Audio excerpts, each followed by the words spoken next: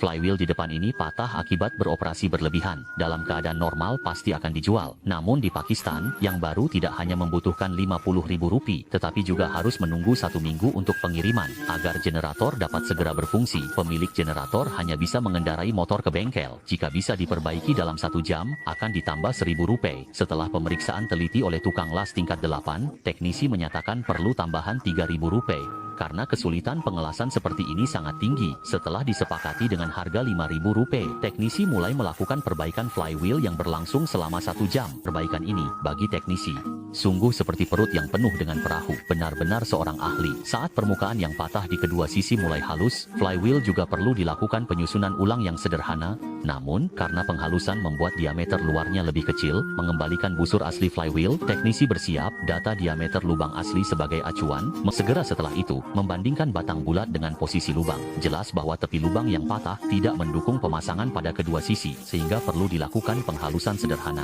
Untuk memastikan flywheel dapat sepenuhnya menempel pada dinding lubang, agar data flywheel tidak akan berubah, membandingkan tingkat kedua sisi menggunakan batu sudut untuk hindari perbedaan tinggi pada sambungan kedua sisi. Setelah yakin tidak ada kesalahan, titik sambungan akan dilas untuk mengamankan, agar permukaan kontak bagian dalam juga dapat menahan beban.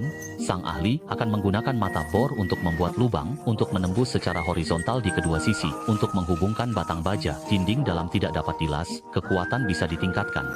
Setelah melalui pengeboran yang teliti oleh sang ahli, karena perlu menyisipkan baja bulat dengan nomor tembaga untuk menghubungkan, juga harus melakukan pemrosesan pemotongan pada baja bulat yang telah disiapkan sesuai dengan ukuran luar mata bor. Baja bulat ini setara dengan paku keling besar, sehingga flywheel yang telah diperbaiki melalui pengelasan pada celah dapat menjadi lebih tahan lama.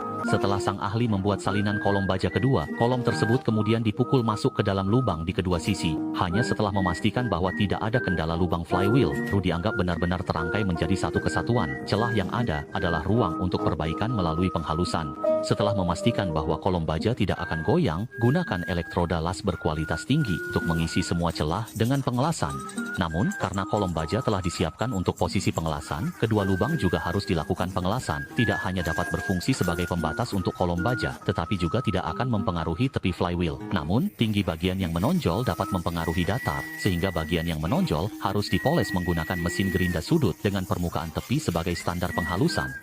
Namun, hanya mengandalkan presisi mesin gerinda sudut tidak akan memenuhi standar. Untuk memastikan bekas pengelasan benar-benar hilang, flywheel hanya bisa mengandalkan pemotongan alat pahat untuk menghilangkan satu lapisan permukaan sepenuhnya. Meskipun ini akan membuat ketebalan flywheel berkurang, selama diameter luar tidak berubah, tidak akan mempengaruhi penggunaan selanjutnya. Jadi, flywheel besar yang retak dan rusak